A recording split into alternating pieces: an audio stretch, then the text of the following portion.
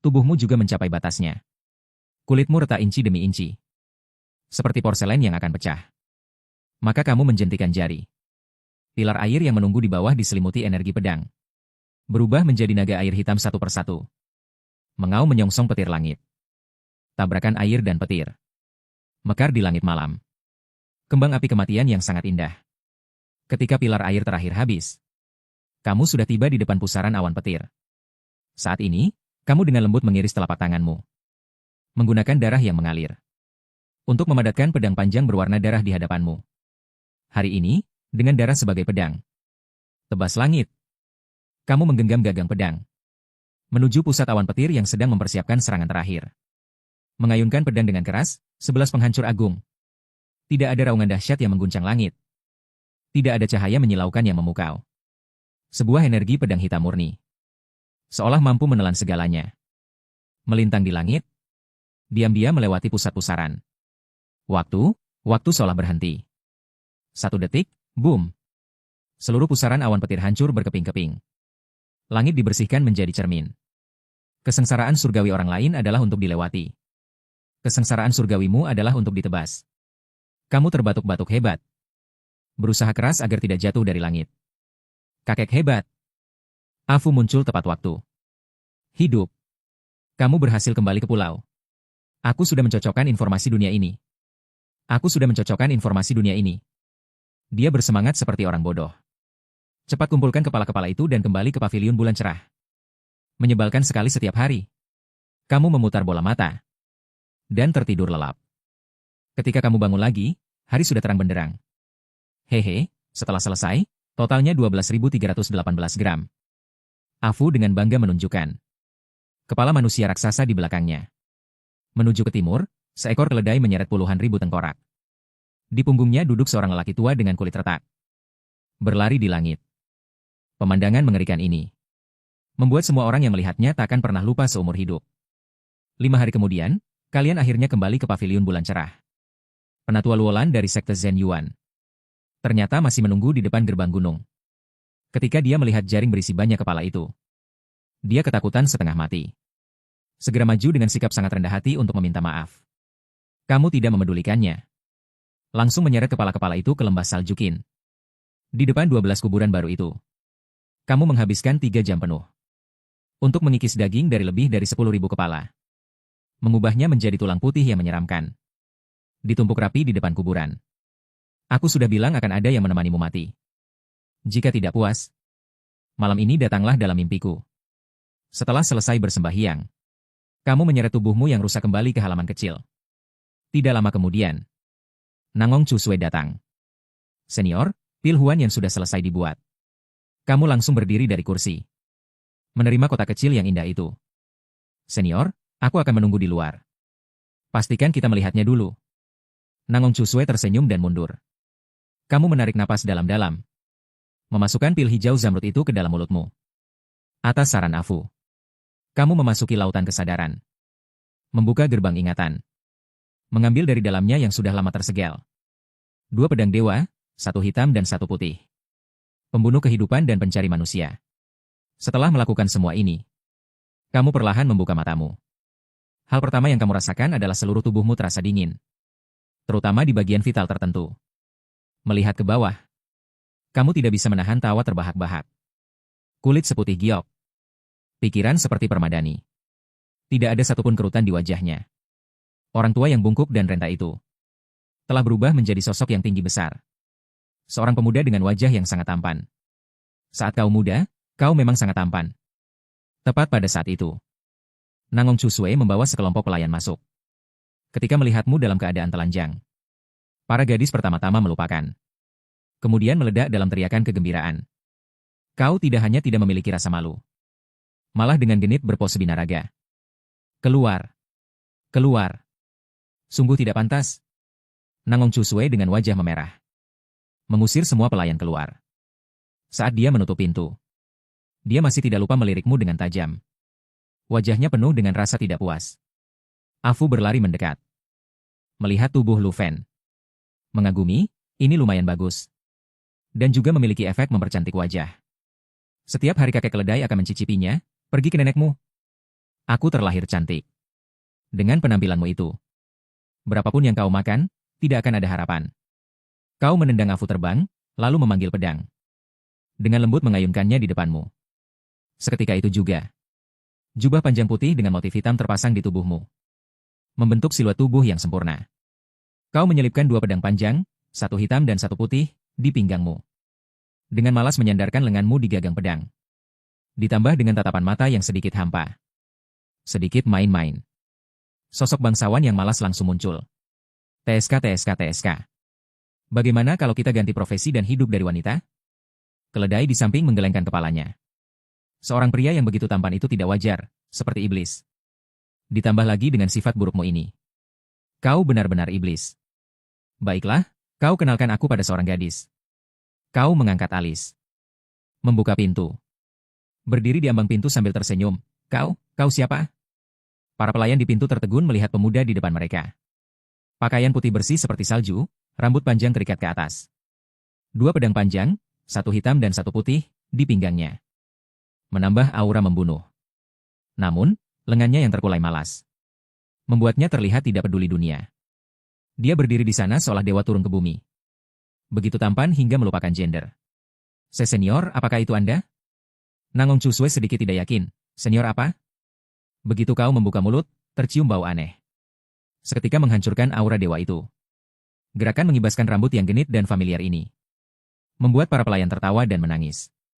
Bukan, itu pasti kau. Setelah memberitahu Nangong Chusue untuk bernegosiasi dengan Zheng Yuanzong, kau dikelilingi oleh sekelompok pelayan yang cerewet. Mereka bahkan berani menyentuh wajahmu. Bagaimanapun, penampilanmu yang seperti anak anjing ini sangat menipu. Tengah malam, kau duduk sendirian di halaman, menikmati bulan dan minum anggur. Tuan tampan, aku sudah menyusun peta benua Tianyuan. Malam ini kita akan merampok tambang sementara dari 3 sekte atas. Afu muncul lagi di waktu yang tidak tepat. Tidak tertarik, kau mengorek telingamu dengan bosan. Kalau begitu, persiapkan diri untuk perang Youkuan. Yang ini, kau tidak bisa menolaknya, kan? Melihatmu mengangguk, Afu menjadi bersemangat. Kita segera berangkat untuk meledakkan mata Youkuan itu. Mempercepat kemajuan misi. Ide bagus, kau duluan. Aku akan menyusul. Kau berbalik dan terus minum anggur, mengabaikannya. Kata-kata yang tak terucapkan. Afu sangat marah hingga tidak bisa berbuat apa-apa. Tapi mulai besok, kau harus mulai istirahat. Kau menamparnya hingga terbang. Tepat pada saat itu, Zhen Renhongye masuk. Wajahnya penuh ketakutan dan kegelisahan. Senior, apakah Anda akan meninggalkan pavilion Mingyue? Kau tidak menyembunyikannya dan mengangguk. Tidak ada perjamuan yang tidak berakhir. Tapi aku adalah orang yang menyelesaikan apa yang kumulai. Aku akan membiarkan pavilion Mingyue tumbuh sampai bisa mandiri. Baru aku akan pergi. Keesokan paginya, Bai Linlin datang untuk mengajarimu berlatih. Yang tidak kau duga adalah saat kau mencoba merasakan energi spiritual langit dan bumi. Di depan mata, muncul orang-orangan kecil bodoh berwarna-warni. Itu adalah roh 5 elemen yang legendaris. Yang lebih membuat putus asa adalah roh 5 elemen ini sama sekali tidak bisa memasuki meridianmu yang dipenuhi energi pedang. Afu bisa menyelesaikannya dan melompat keluar lagi.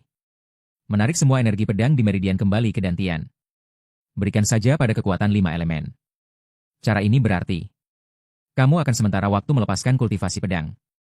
Fokus pada kultivasi tubuh hegemon. Meskipun dalam hati sangat enggan. Tetapi agar tidak terus-menerus disambar petir oleh jalan langit. Kamu akhirnya setuju. Setelah selesai memodifikasi tubuh, Afu dengan licik memberitahumu kabar baik. Tadi malam aku meledakkan mata-mata air gelap. Begitu suara itu jatuh, Bai Linlin berlari masuk dengan cemas. Senior. Tidak bagus. Mata-mata air gelap telah terbuka. 3 sekte atas mengeluarkan perintah mati. Semua kultivator di atas tahap 4 harus pergi ke Laut Weimian untuk menahan pasukan alam iblis. Kamu melotot tajam ke arah Hafu. Namun, orang ini malah bersiul di samping. Sehari kemudian, kalian tiba di kota Baifeng. Saat ini, kota Baifeng telah kehilangan kemegahan masa lalunya. Digantikan oleh aura pembantaian yang suram. Di gerbang kota, kereta-kereta penuh korban luka parah diangkut masuk. Situasinya jelas tidak optimis. Setelah Huan Gongsue membawa murid-muridnya untuk melapor, kamu berkeliaran di sekitar kota. Tak lama kemudian, Kamu mendengar suara pertengkaran di luar rumah sakit sementara. Kamu menerobos kerumunan. Terlihat seorang gadis dari pavilion Mingyue tergeletak di tanah. Bibirnya menghitam. Jelas telah diracuni iblis. Nangong Chusue sedang melindunginya di depannya. Berhadapan sengit dengan seorang tabib tua. Ternyata, gadis ini tidak sengaja tergores saat merawat yang terluka. Tabib tua ini tanpa basa-basi ingin membunuhnya. Alasannya adalah racun iblis sangat menular. Dan seorang kultivator kecil tahap 4 dari pavilion Mingyue tidak pantas membuang pil berharga untuk menyelamatkannya. Hei! Suka main tangan, ya? Kamu tidak senang? Sebelum tamparan tabib tua itu mengenai wajah Nangong Chusue, kamu sudah menampar wajahnya terlebih dahulu. Langsung membuatnya terpental. Lemah tapi suka. Sok! Kamu meludah dan berjongkok memeriksa luka gadis itu. Gadis yang keracunan iblis dan tidak sadarkan diri itu tiba-tiba membuka mulutnya. Menggigit lenganmu dengan keras. Akibatnya, giginya hampir patah. Kamu hanya tersenyum dan mengusap kepalanya. Lalu dengan santai mengirimkan energi pedang ke tubuhnya. Dan dengan mudah menghancurkan serangga beracun yang mengganggu itu. Sudah sembuh. Semua orang terperangah melihatnya. Saat itu, seorang pria parubaya berpakaian mewah masuk. Di belakangnya, juga mengikuti tabib tua yang separuh wajahnya sudah bengkak karena tamparan itu. Penatua Agung Sekte Suantian, Zheng Nanchen. Nangong Chusue berbisik di telingamu.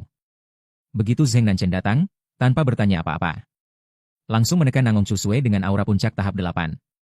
Nangong Chusue menuntut siapa yang berani menyerang. Aku yang memukulnya. Kamu mengibaskan rambutmu dengan gaya, Paman. Aku agak aneh kenapa tidak sampai membunuhnya. Bagus, Zheng Nanchen sangat marah dan membalas, bagus. Kamu lambat, tetangga. Tiba-tiba senyum di wajahmu berubah menjadi mengerikan. Mengucapkan kata demi kata untuk menyapa ibunya. Afu yang menonton keramaian melihatmu seperti itu.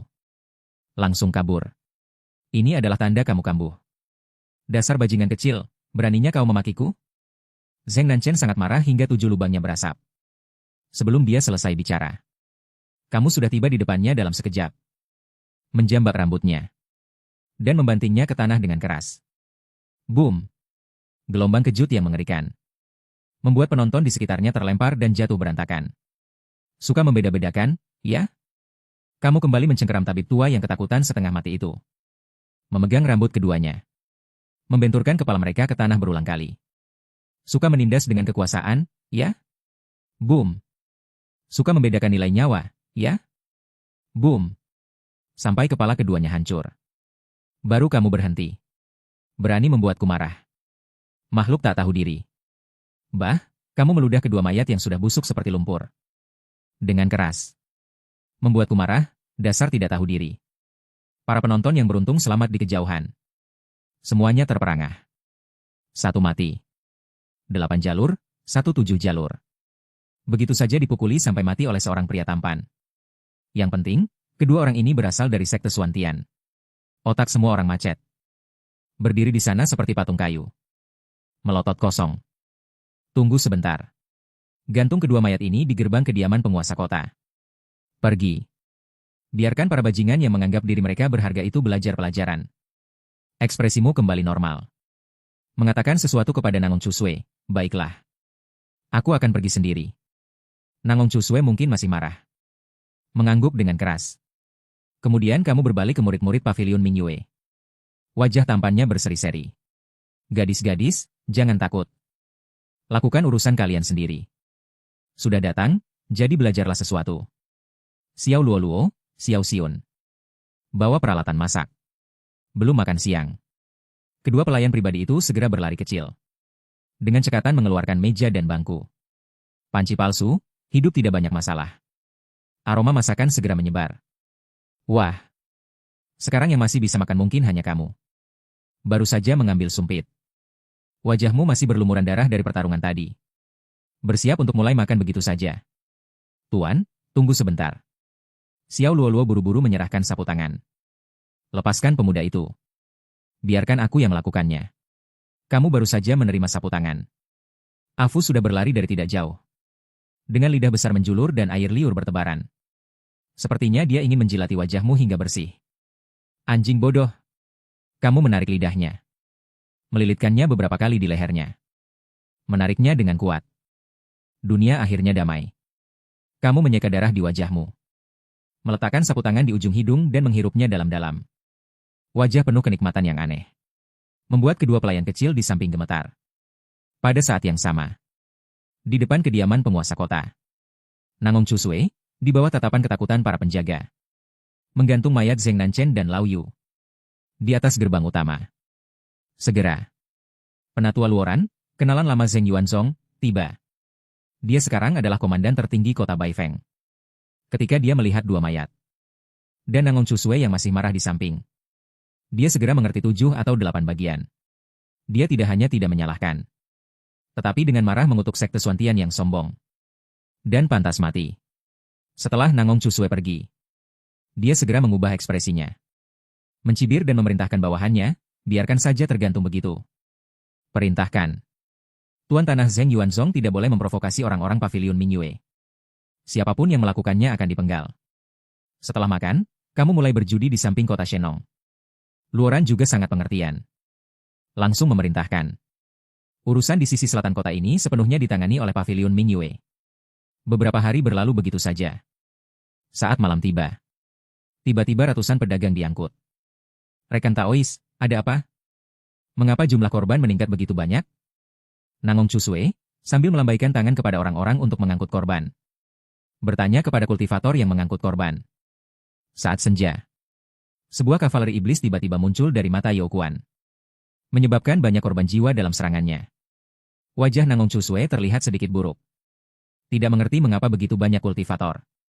Tidak bisa menghentikan satu kavaleri. Orang itu menghela napas.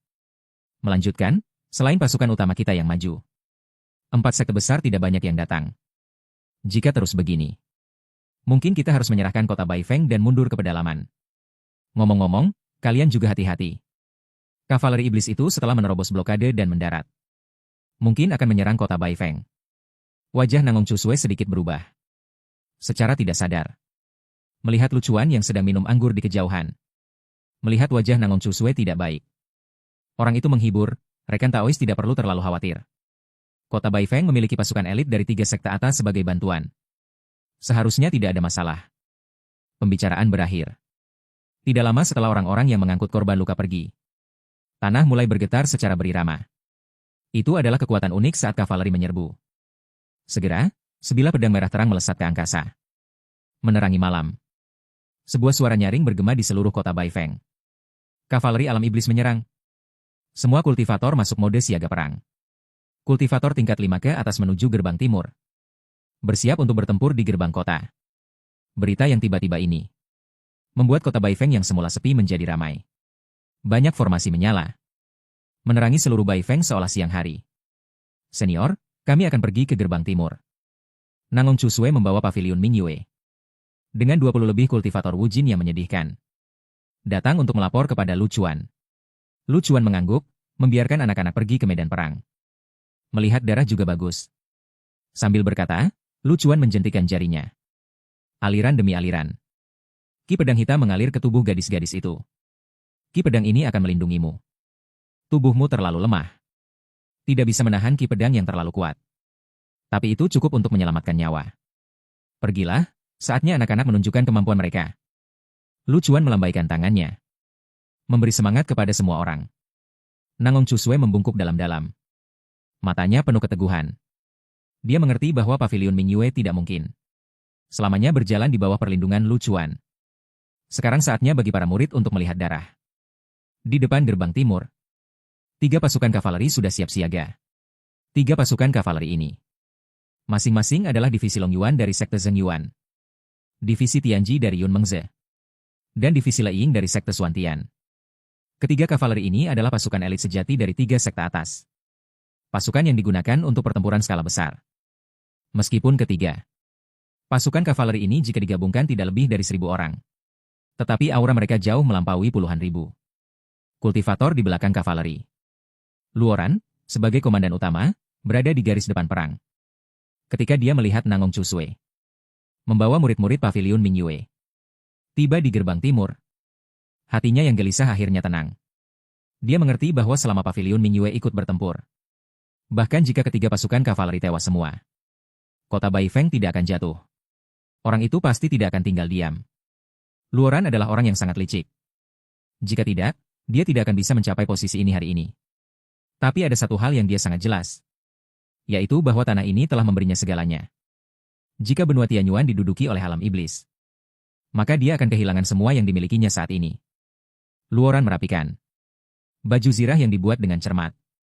Melihat ke arah getaran tanah berasal. Garis hitam perlahan muncul di pandangan. Sebuah pasukan kavaleri yang menunggangi mimpi buruk hitam.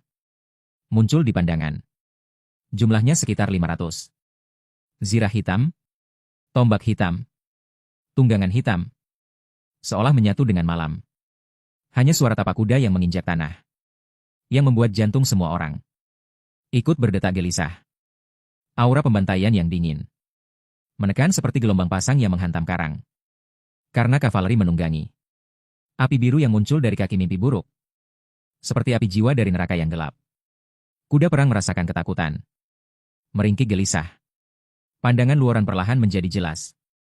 Ini berarti kavaleri alam iblis sudah cukup dekat. Siap. Luoran mengangkat tombak di tangannya. Menutup mata kuda perang di bawahnya. Dia tahu ini adalah tabrakan langsung. Semua taktik dan persiapan tidak akan bisa menghentikan kemajuan kavaleri ini. Yang bisa mereka lakukan hanyalah membunuh mereka secara langsung. Jika gagal, mereka akan kehilangan markas besar di belakang. Garis depan tidak akan mendapatkan pasokan. Mereka akan mundur ke pedalaman. Dan perang akan menyebar ke seluruh benua Tianyuan. Luoran membangkitkan semangat juang di seluruh tubuhnya. Meneriakkan kata ini, kota angin putih. 3 kavaleri berdarah besi mulai menyerbu. Bersamaan dengan itu, 500 kavaleri alam iblis itu juga mulai mempercepat laju.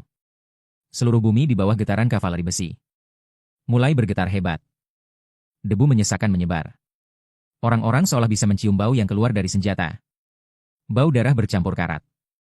3 sayap binatang buas raksasa muncul di atas 3 kavaleri yang menyerbu.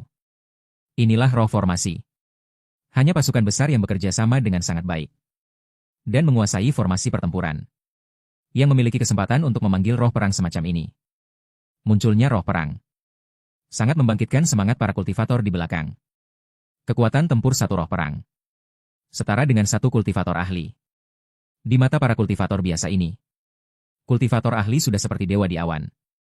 Api hitam meledak saat kavaleri alam iblis menyerbu. Sesosok raksasa setinggi 100 meter muncul di atas kepala mereka. Itu adalah dewa kematian medan perang yang mengenakan zirah dan memegang pedang perang. Kavaleri alam iblis ini juga memiliki roh formasi mereka sendiri. Ini berarti kavaleri ini bukanlah ikan kecil, melainkan kekuatan penting alam iblis. Boom! Para kavaleri bertabrakan. Pertempuran jarak dekat yang tragis dimulai. Dan 4 roh formasi secara bersamaan memasuki pertempuran. Darah mulai membasahi bumi, tabrakan yang merobek. Hidup dan raungan terjalin menjadi melodi dewa kematian datang. Roh formasi humanoid yang mengenakan zirah itu menghadapi roh formasi berbentuk binatang dari 3 sekte besar. 1 melawan 3, dia sama sekali tidak kalah. Bahkan ada kecenderungan untuk menekan. Pertempuran antara 2 ras adalah yang paling kejam. Hanya ada hidup dan mati. Tidak ada pilihan ketiga. Boom! Suara keras. Roh formasi humanoid menebas kepala. Roh formasi sekte Suantian. Kavaleri penyerbu sekte Suantian langsung bubar. Dalam sekejap, mereka ditelan oleh kavaleri besi hitam. Kemudian giliran roh formasi Yun Mengze, yang kepalanya terpenggal oleh satu tebasan. Nasib kavaleri penyerbu sama dengan sekte Suantian. Langsung dibantai habis. Roh formasi humanoid jelas lebih unggul 1 tingkat dalam kekuatan tempur daripada roh formasi binatang. Sekte Zhengyuan yang tersisa akan dimusnahkan. Hanyalah masalah waktu. Luoran berlumuran darah. Tangannya gemetar. Dia tidak pernah menyangka hasil seperti ini. Kavaleri besinya yang sangat dibanggakan di bawah serangan lawan ternyata begitu rapuh. Sebagai pemimpin pasukan, Luoran tekadnya goyah. Langsung mempengaruhi keberadaan roh formasi. Roh formasi terakhir ini mulai kabur wujudnya, seolah akan bubar di saat berikutnya. Murid Paviliun Bulan Cerah, serbu bersamaku. Nangong Chu Sue tahu dia tidak bisa menunggu lagi. Jika roh formasi terakhir dihancurkan, mereka tidak akan memiliki kekuatan untuk melawan sama sekali. Seluruh kota angin putih akan jatuh. Sekelompok gadis. Apakah mereka tidak takut menghadapi medan perang berdarah ini? Tentu saja mereka takut. Tetapi mereka mengerti bahwa bersembunyi tidak akan menyelamatkan hidup mereka. Hanya dengan bertarung atau mati. Nangong Chusue memimpin di depan. Di belakangnya mengikuti paviliun bulan cerah. Hanya 20 lebih murid bela diri. Mereka adalah kekuatan inti paviliun bulan cerah. Jika mereka semua gugur dalam pertempuran, paviliun bulan cerah tidak akan pernah bangkit lagi. Namun Nangong Chusue tetap tidak gentar. Karena ini adalah tanah mereka. Tanah ini telah memberi mereka segalanya. Kehilangan tanah ini, mereka akan kehilangan segalanya. Melihat sekelompok wanita menyerbu, para kultivator di belakang tertegun sejenak. Serbu, bunuh mereka. Seseorang berteriak. Puluhan ribu kultivator berbondong-bondong menyerbu ke medan perang. Sosok Lu Chuan muncul di depan gerbang kota yang kosong. Memandang dengan sedikit iri pada para kultivator yang menyerbu ini. Mereka mungkin bukan orang yang sejalan. Namun, saat ini mereka memiliki tujuan yang sama.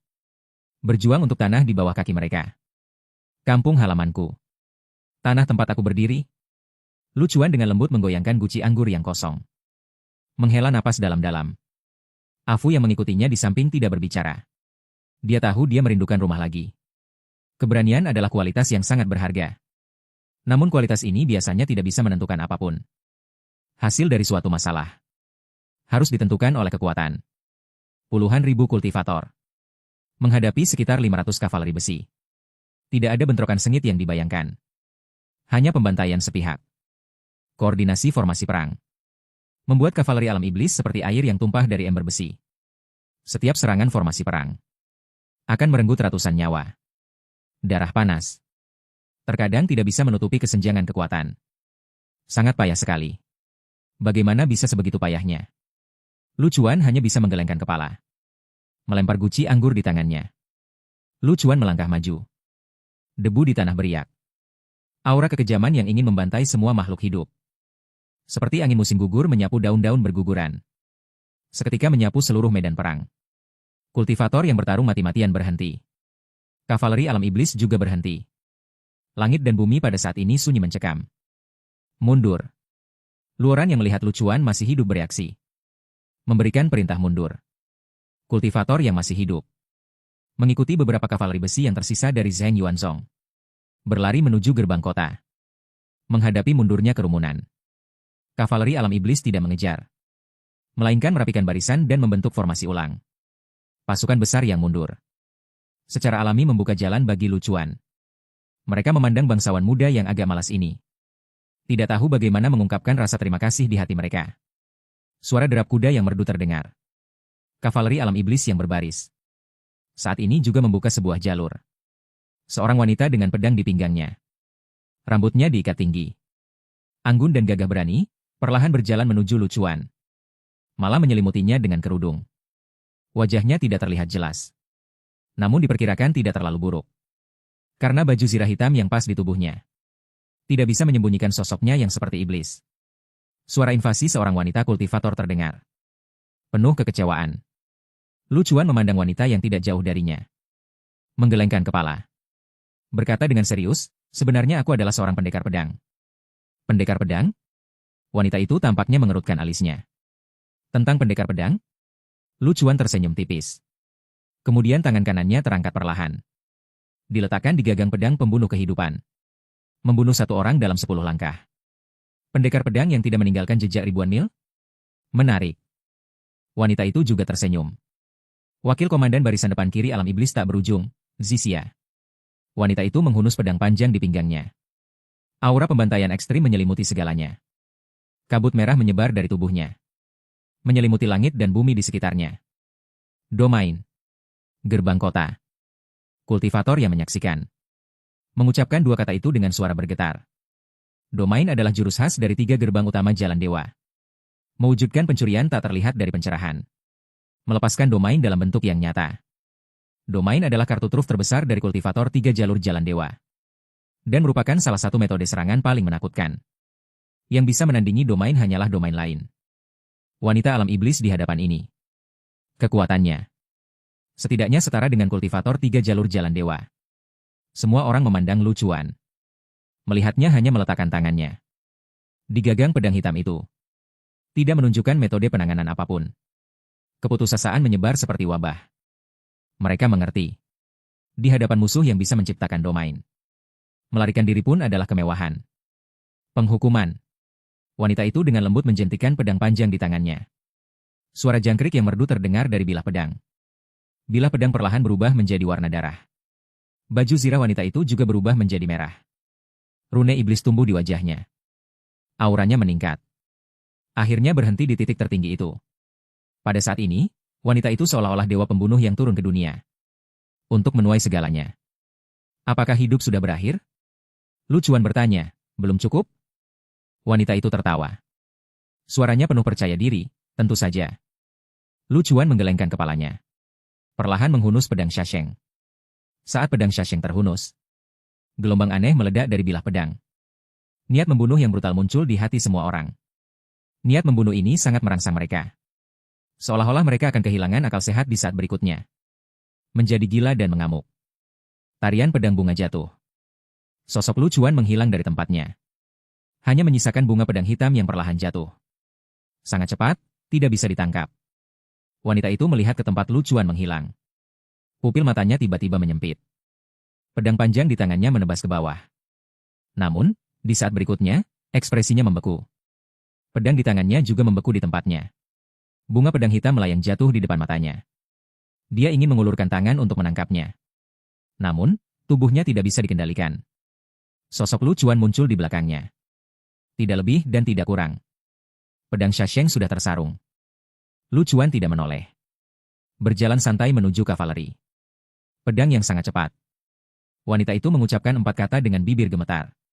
Di saat berikutnya, domainnya hancur berkeping-keping. Kepalanya melayang tinggi. Darah menyembur keluar. Membawa suara seperti angin. Dia masih tidak mengerti. Mengapa pemuda tanpa domain ini bisa bergerak bebas di dalam domainnya sendiri.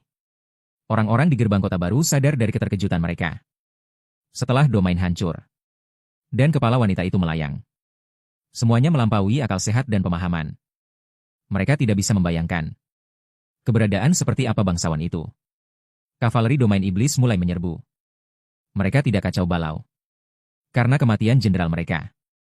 Raksasa itu mengayunkan pedang panjangnya. Dengan keras menuju Lu Chuan. Kekuatan yang ditimbulkan oleh tebasannya mampu menghancurkan gunung dan membelah bumi. Kavaleri juga menyerbu ke depan. Bersiap untuk pertarungan jarak dekat. Bunga-bunga bermekaran. Lu Chuan mengangkat tangannya perlahan. Bunga-bunga yang terbentuk dari energi pedang itu berjatuhan di seluruh langit. Tarian pedang bunga Lu Chuan 12 pedang. Upacara paling romantis di antara mereka. Namun, romansa ini harus dibayar dengan nyawa. Di saat berikutnya, bunga pedang yang mekar meledak dengan dahsyat. Kavaleri domain iblis langsung tenggelam. Pertempuran berakhir. Kota Baifeng terselamatkan. Namun, kecuali Lu Chuan yang makan dan minum seperti biasa. Semua orang sangat cemas dan panik. Seluruh kota Baifeng diselimuti awan kesedihan. Serangan mendadak kavaleri domain iblis ke kota Baifeng kali ini. Kavaleri dari 3 sekte atas hampir musnah seluruhnya. Hampir 3.000 kultivator yang berjaga tewas. Yang paling menakutkan adalah pihak lawan hanya memiliki 500 kavaleri besi. Dan jika bukan karena Lu Chuan yang membunuh wanita iblis yang bisa membuka domain itu, tidak perlu dikatakan lagi apa nasib kota Baifeng. Setelah mengalami pertempuran ini, semua orang mulai menyadari kesenjangan antara benua Tianyuan dan domain iblis. Jika mata Youkuan tidak dapat disegel kembali dalam waktu singkat. Meskipun ada Lu Chuan, orang kuat ini, jatuhnya benua Tianyuan hanyalah masalah waktu. Meskipun Lu Chuan sangat kuat, tidak ada yang percaya bahwa dia sendiri bisa melawan domain iblis yang tak terbatas. Satu-satunya kabar baik adalah setelah pertempuran besar, kota Baifeng akhirnya menjadi stabil. Selama beberapa hari berikutnya, tidak ada insiden lagi. Anjing, anjing. Ayo, ayo, ayo. Lu Chuan menolak permintaan Luoran untuk mengundangnya tinggal di kediaman penguasa kota. Dia masih berbaring di kota Shenong. Beberapa hari ini, setiap kali waktu makan tiba, akan ada seekor anjing kecil yang gemuk datang ke tempat Lu Chuan untuk menumpang makan dan minum. Anjing kecil ini seharusnya dipelihara oleh warga sipil kota Baifeng. Mungkin tidak dibawa saat evakuasi. Yang tersisa, Lu Chuan adalah orang yang sangat kompleks dan aneh. Dia tidak memiliki cukup kesabaran terhadap banyak orang. Tapi dia tidak bisa menolak yang kecil berbulu ini. Lu Chuan mencarikan mangkuk untuk anjing kecil itu. Saat waktu makan, dia mengambil semangkuk untuk dirinya sendiri. Dan semangkuk untuk anjing kecil itu. Satu di atas meja, satu di bawah meja. Keduanya, yang besar dan yang kecil, makan sampai mulut mereka berminyak. Setelah makan, anjing kecil itu akan berbaring di samping Lu Chuan sebentar. Lalu pergi tanpa suara. Lu Chuan juga tidak pernah menahan anjing kecil itu. Membiarkannya datang dan pergi sesuka hati. Ini menjadi pemandangan unik di kota selatan. Alam iblis tak berujung. Sebuah dunia misterius yang kekuatannya bisa menyaingi seluruh dunia Haoran. Dunia misterius yang dilawan. Orang-orang memiliki sedikit kesan keseluruhan tentang alam iblis tak berujung. Dan juga kesan yang sangat buruk. Karena selain melancarkan perang, sepertinya mereka tidak punya hal lain untuk dilakukan.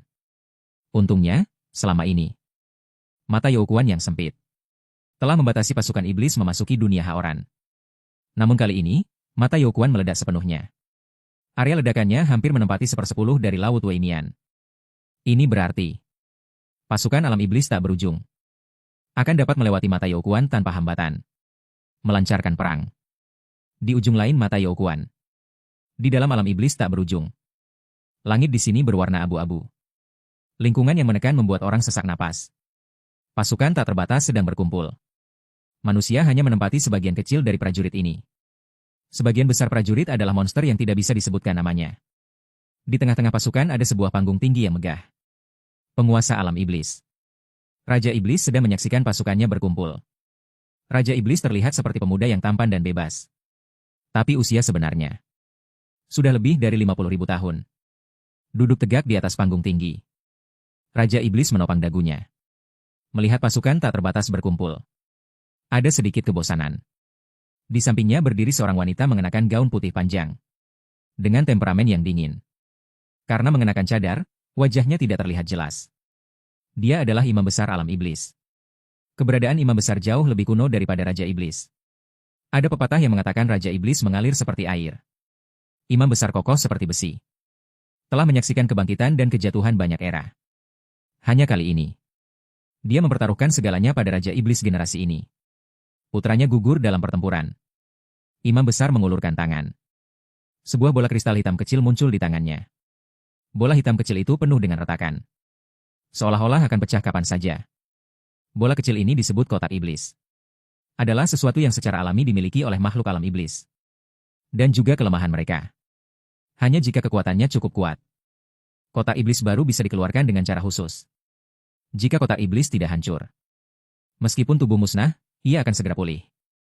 Inilah mengapa para kultivator di benua perbatasan tidak bisa membunuh iblis. Monster dengan kekuatan tempur tinggi tidak bisa dibunuh atau dihabiskan. Meskipun tubuh musnah, akan segera terlahir kembali di dalam kotak iblis. Namun saat ini, kotak iblis di tangan imam besar hancur berkeping-keping. Berubah menjadi bubuk dan menghilang di udara. Ini berarti jiwa putranya telah musnah sepenuhnya. Dan tidak akan pernah bisa bangkit kembali. Ini adalah hal yang belum pernah terjadi sebelumnya. Imam besar mengangkat kepalanya. Melihat ke langit melalui awan hitam pekat. Fenomena langit aneh. Bintang jahat sangat aktif. Mungkin akan ada perubahan. Raja Iblis mendengar itu. Namun tertawa dengan jijik. Benua Tianyuan hanyalah sebidang tanah kecil. Sumber daya energi spiritual langka. Bahkan hanya ada beberapa ahli tingkat dewa.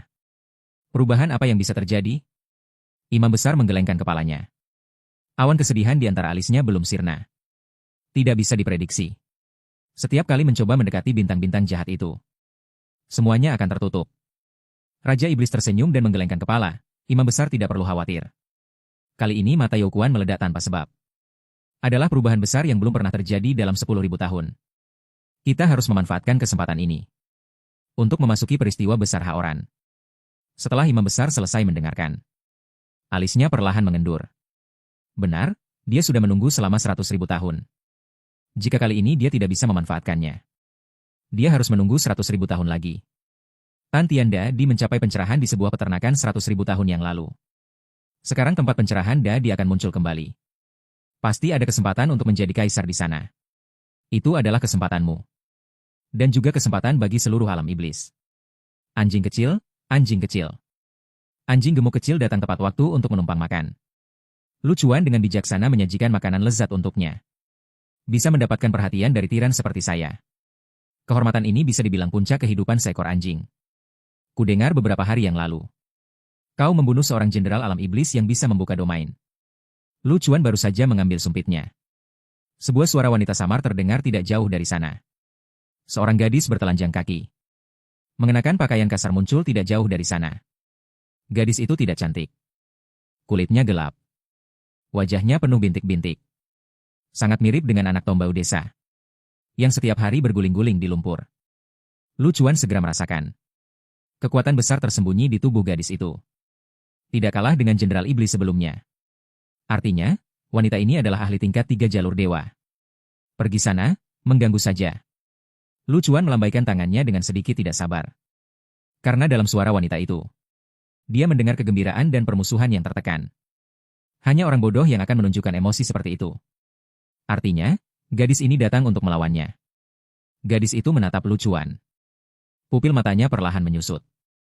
Tubuhnya karena kegembiraan mulai bergetar hebat. Ekspresi di wajahnya berubah mengerikan. Karena saat Lu Chuan mengucapkan kata pergi, dia merasakan sebuah kekuatan besar. Sebuah kekuatan besar yang tak terlukiskan. Padahal hanya seorang kultivator biasa. Mengapa perasaan ini muncul? Gadis itu tidak ingin memikirkan masalah ini lagi. Kegembiraan yang ekstrim sudah membuat pupil matanya mulai menunjukkan kelainan. Pupil matanya berubah menjadi celah vertikal seperti ular. Di celah vertikal itu, simbol-simbol mulai berkedip-kedip tidak menentu. Mata ular anggur, dan Nuoluojia. Para penonton melihat perubahan pupil mata gadis itu. Dan terkejut hingga gemetar. Dan Nuoluojia, salah satu dari 4 klan kuno besar, telah ada jauh lebih lama daripada 3 sekte atas. Dan ciri khas klan Nuoluojia adalah mata ular anggur. Konon mata ular anggur ini berhubungan dengan binatang dewa kuno ular anggur. Dapat menganugerahkan kekuatan ilahi yang sangat kuat kepada pemiliknya. Hanya keturunan murni klan Nuoluojia yang memiliki kemungkinan sangat kecil untuk mengaktifkan mata ular anggur. Gadis kurus dan gelap di depannya ini tidak diragukan lagi adalah anggota inti klan Nuoluojia. Tuan muda, hati-hati, gadis ini adalah anggota klan Nuoluojia. Para penonton dengan ramah mengingatkan. Gadis itu menyeringai. Menampakkan gigi putih bersihnya dan menatap Lu Chuan. Bertarunglah denganku. Jika kau menang, kau bisa makan dengan tenang. Lu Chuan mengangkat kelopak matanya. Dan membanting sumpitnya ke meja. Anjing gemuk kecil di bawah meja terkejut oleh suara benturan itu. Mengangkat mata besarnya yang polos menatap Lu Chuan. Hehehe, Lu Chuan langsung mengubah ekspresinya. Sudut bibirnya melengkung membentuk senyum lembut. Berkata kepada anjing gemuk kecil, tidak apa-apa, tidak apa-apa. Makan saja. Anjing gemuk kecil memiringkan kepalanya dan merengek. Seolah mengerti perkataan Lu Chuan. Menunduk dan melanjutkan makannya. Melihat anjing gemuk kecil itu, Lu Chuan menarik napas dalam-dalam. Mengambil sumpitnya lagi dan menoleh menatap gadis itu. Mengingatkan dengan nada suram, dasar kura-kura kecil. Pikirkan baik-baik. Begitu kita bertarung. Hanya ada kau mati atau aku mati. Tidak akan ada hasil ketiga. Mungkin gadis itu tidak tahu. Dia seharusnya berterima kasih kepada anjing yang sedang makan itu. Jika bukan karena si anjing mencarinya, Lu Chuan mungkin sudah memelintir kepalanya. Pada saat ini, pupil gadis itu tiba-tiba mengeluarkan darah segar. Tubuhnya bergetar semakin hebat. Namun, getaran itu disebabkan oleh ketakutan. Mata lidah horizontal memiliki kemampuan, yaitu bisa melihat ki di tubuh orang lain. Kekuatan bisa dinilai dari konsentrasi ki. Tapi, ki yang tanpa sengaja ditunjukkan Lu Chuan barusan mewarnai hitam dunia di depan mata gadis itu. Belum pernah melihat ki kejam semurni ini. Ki ini begitu besar hingga menutupi langit dan bumi. Seolah ingin merobek langit dan bumi. Gadis itu terpaku di tempat. Dia tahu begitu dia menyerang, konsekuensinya hanya satu kata, yaitu mati. Para penonton ini, setelah berinteraksi beberapa hari, sudah sangat jelas dengan karakter Lu Chuan. Selama tidak memprovokasi Lu Chuan, semuanya baik-baik saja. Tapi jika kau mencari mati dan tidak tahu diri, maaf saja. Para penonton, masing-masing sangat bersemangat hingga hampir berteriak kegirangan. Menunggu gadis ini maju untuk bunuh diri. Kesan para kultivator terhadap 4 klan kuno sebenarnya sangat buruk. Keluarga-keluarga ini adalah hama di benua Tianyuan. Saat ada masalah, mereka bersembunyi dari dunia dengan dalih mengikuti takdir surga. Dan saat tidak ada masalah, mereka menduduki beberapa area spiritual besar dan alam rahasia besar. Dengan gila-gilaan menjarah sumber daya. Dengan perilaku seperti ini, semua orang berharap 4 klan kuno itu cepat hancur. Gadis itu terpaku di tempat untuk waktu yang lama. Sampai para penonton hampir kehilangan kesabaran. Baru dia berbalik dan pergi. Pada akhirnya, dia tidak memiliki cukup keberanian untuk menyerang Lu Chuan. Tidak lama setelah gadis itu pergi, seteguk darah segar menyembur keluar dari mulutnya. Bagi Lu Chuan, ini hanyalah perbedaan kecil. Tidak penting. Tapi bagi gadis itu langsung menyebabkan retakan baru muncul. Jika retakan ini tidak bisa diperbaiki, mungkin dia akan selamanya terjebak di alam ini. Ya, retakan ini mungkin tidak akan pernah bisa dia perbaiki seumur hidupnya. Lu Chuan tidak akan memberinya kesempatan ini. Ini disebut bencana dari surga bisa diatasi. Bencana yang dibuat sendiri tidak bisa. Lu Chuan baru saja selesai makan siang. Dari laut yang jauh terdengar suara trompet yang dalam. Semua mata tertuju ke Laut Weimian. Mereka tahu perang telah dimulai. Hanya 1 jam berlalu. Seberkas cahaya melintas di langit. Sebuah alat terbang raksasa turun dari langit, melayang di atas kota Baifeng. Garis pertahanan pertama telah jatuh. Pasukan alam iblis telah sepenuhnya memasuki Laut Weimian. Semua personel logistik evakuasi kota Baifeng menuju kota Wuxiang. Berita mendadak. Semua orang terkejut dan terpaku mendengar berita ini. Terlalu cepat, baru 1 jam saja. Mengapa garis pertahanan pertama bisa jatuh? Bukankah garis pertahanan pertama adalah formasi Shenluo? Mengapa bisa ditembus secepat ini? Beberapa orang tidak mau percaya berita ini. Berteriak mempertanyakan. Jumlah pasukan alam iblis di luar dugaan. Sama sekali tidak bisa dilawan. Cepat, semuanya naik. Logistik harus dipindahkan terlebih dahulu. Pergi ke kota Wuxiang untuk membangunnya. Jawaban ini membuat semua orang putus asa. Kota Wuxiang? Masih ada kota Wuxiang. Beberapa orang tersadar. Bergegas menuju alat terbang raksasa itu. Kota Wuxiang adalah kota terbesar di benua Tianyuan. Temboknya tinggi dan ada benteng alami yang bisa dipertahankan. Pasti masih ada cara. Senior, apakah kita harus pergi? Nangong Chusue memimpin murid-murid pavilion Mingyue. Keluar dari kerumunan yang panik. Lu Chuan melihat para kultivator ini. Berkeliaran di kota seperti lalat tanpa kepala.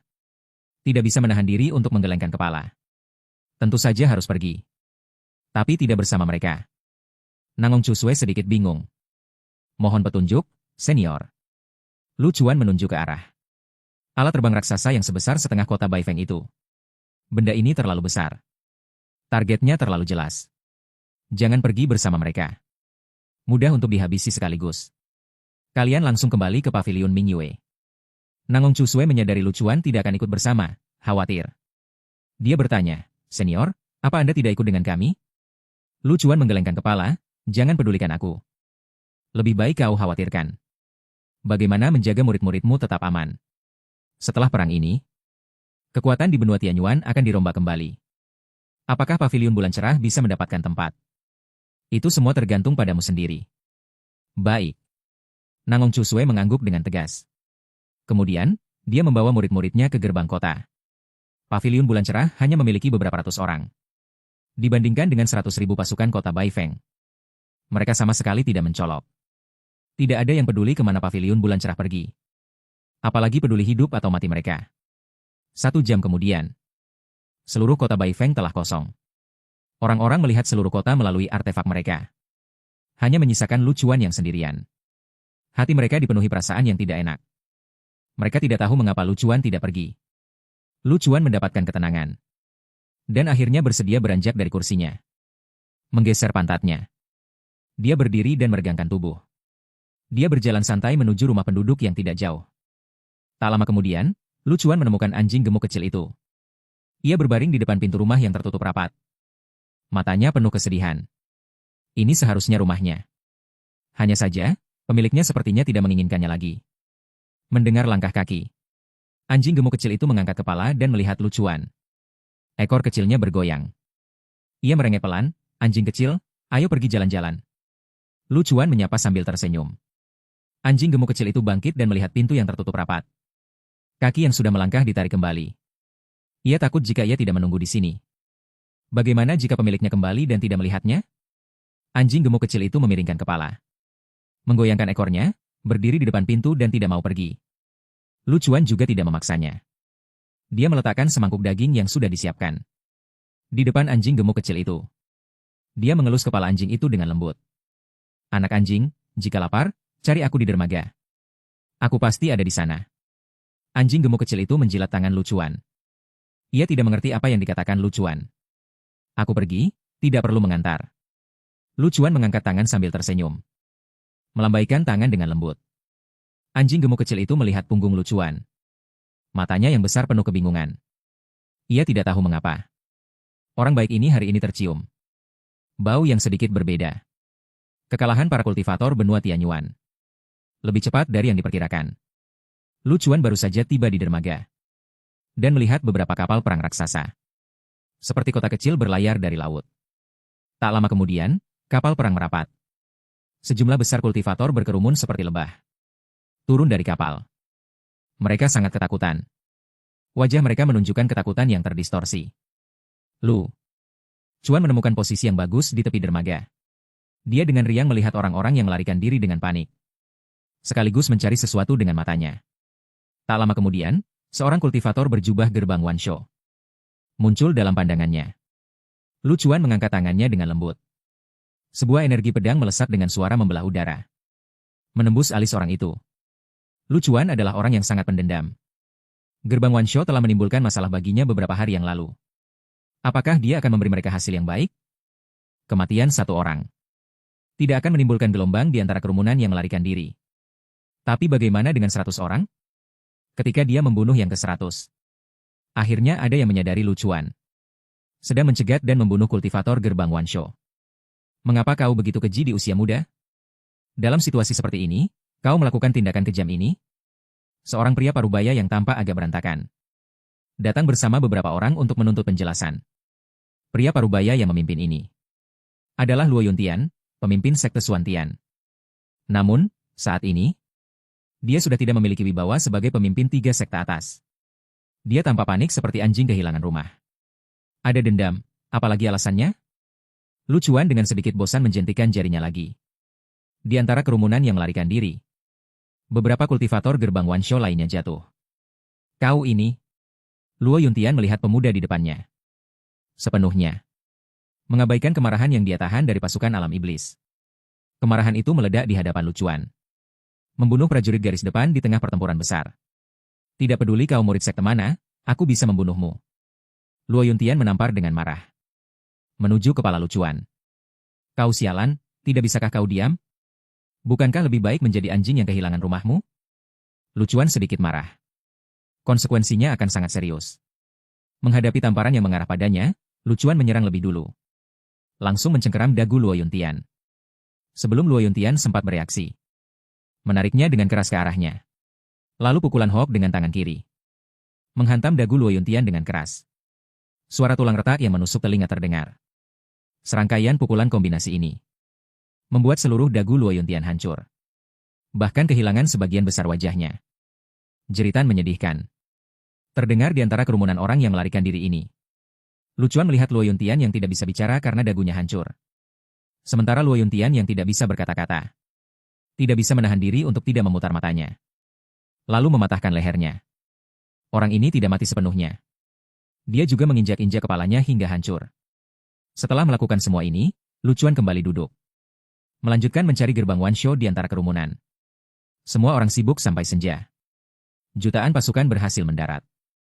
Setelah memastikan tidak ada yang lolos, baru mereka berhenti. Dan saat ini di langit, sudah ada 20 kapal terbang raksasa mengapung, menutupi seluruh langit. Sepertinya mereka akan mengangkut para kultivator yang mundur ini menuju kota Wuxiang. Lu Chuan memperkirakan. Bahkan jika satu kapal terbang hanya memuat 100.000 orang, itu sudah cukup untuk memuat 2 juta kultivator. Jumlah kultivator yang mundur dari garis depan sangat banyak sehingga Lu Chuan sedikit terkejut. Lu Chuan sedikit penasaran. Pasukan kultivator sebesar ini bisa kalah begitu cepat. Seberapa kuat sebenarnya kekuatan alam iblis? Hanya segerombolan orang. Afu muncul di samping Lu Chuan saat ini. Nada suaranya penuh dengan penghinaan. Jika diganti dengan 3 benua terkuat, mungkin masih bisa bertarung melawan alam iblis. Benua Tianyuan sama sekali tidak memiliki kualifikasi ini. Lucuan memutar matanya. Kemana kau pergi 2 hari ini? Sudah 2 hari tidak melihat keberadaan keledai itu. Ini agak tidak normal. Afu mendengar pertanyaan Lucuan. Melirik ke samping dengan mata licik. Memastikan tidak ada yang menguping. Baru berbisik, 2 hari ini aku mencari beberapa informasi. Dan menemukan alasan mengapa alam iblis menyerang benua Tianyuan. Lucuan mengerutkan kening. Mengapa? Apakah ada alasan khusus lainnya? Afu menjentikan jari dengan gembira. Hehe. Jika dugaanku tidak salah. Seharusnya terkait dengan medan pencerahan agung. Medan pencerahan? Lucuan sedikit bingung. Afu mengangguk, 100.000 tahun yang lalu. Seseorang dengan keberuntungan besar tercerahkan di lapangan naga. Dan mencapai posisi agung. Medan pencerahan mungkin akan muncul kembali baru-baru ini. Seharusnya ada kesempatan untuk menjadi kaisar. Aku tidak bisa memperkirakan lokasi spesifiknya.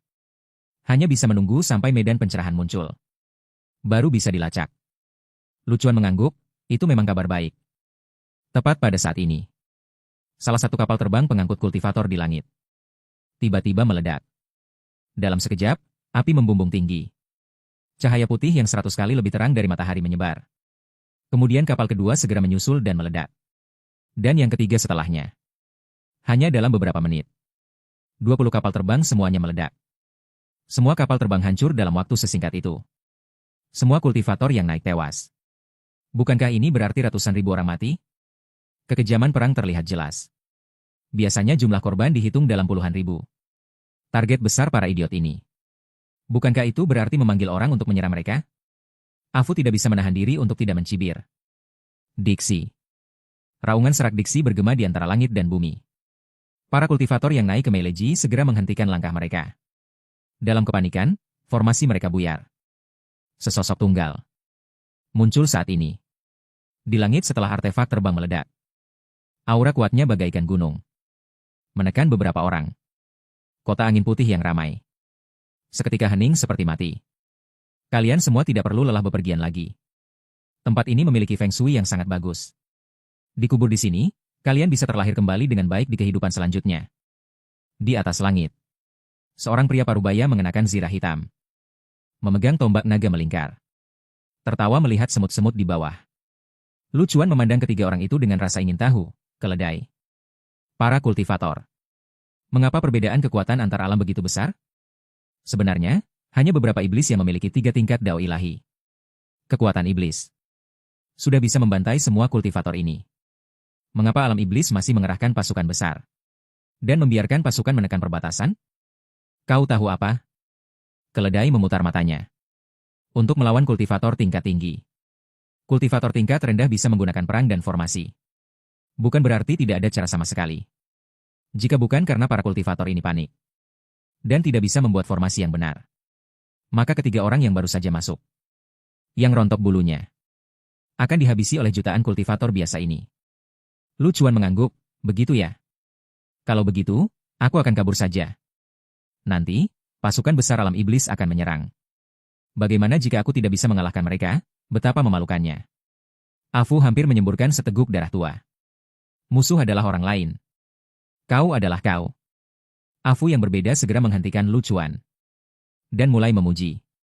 Tapi kau adalah dewa pedang terkuat dalam sejarah. Orang hebat yang efisiensi pembunuhannya melebihi jalur produksi. Apa itu 3 tingkat dao ilahi? Ikan busuk dan udang busuk itu bisa dibandingkan denganmu? Hehe, jika kau bisa bicara, bicaralah lebih banyak. Lucuan duduk kembali. Afu juga jarang tidak dipukul. Berbaris, berbaris. Cari posisi kalian. Jangan kacau, jangan kacau. Akhirnya ada yang keluar untuk memimpin situasi. Namun, saat itu pasukan sudah ketakutan. Suaranya dengan cepat tenggelam dalam ketakutan. Hening, di atas langit.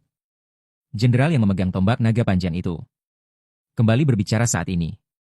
Tekanan besar menyapu kota angin putih. Semua orang terpaksa diam lagi. Aku adalah komandan pelopor alam iblis, Moke Jiasi.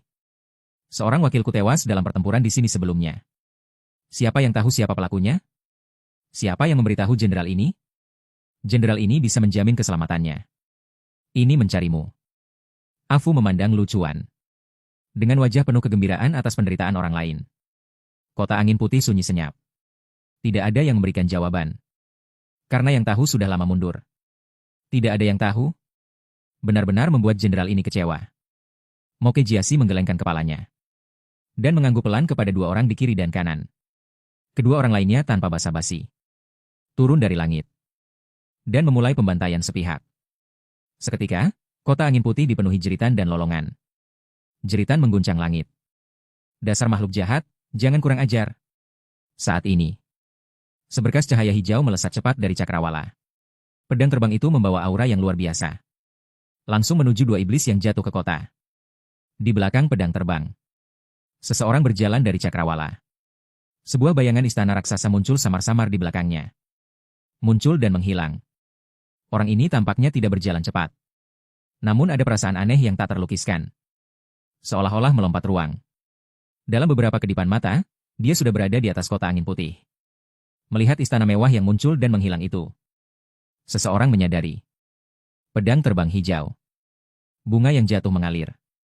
Surga dan bumi adalah pemilik istana ilahi Kunlun, Ye Xiangwan. Mendengar nama ini, para kultivator yang sudah seperti babi dan anjing seketika bersemangat. Istana ilahi Kunlun adalah sekte paling misterius. Adalah tempat suci di hati para kultivator benua Tianyuan. Penguasa Kunlun generasi ini bernama Ye Xiangwan. Adalah seorang kultivator pedang yang mencapai satu alam. Istana Dewa Kunlun hampir tidak pernah terjadi apa-apa. Namun, kisah tentangnya telah diwariskan dari generasi ke generasi di antara para kultivator. Sosok itu perlahan menjadi jelas. Adalah seorang pria parubaya mengenakan pakaian kain compang-camping. Dengan janggut lebat di wajahnya. Berbeda dengan gambaran pedang abadi yang anggun dan dunia lain yang dibayangkan semua orang.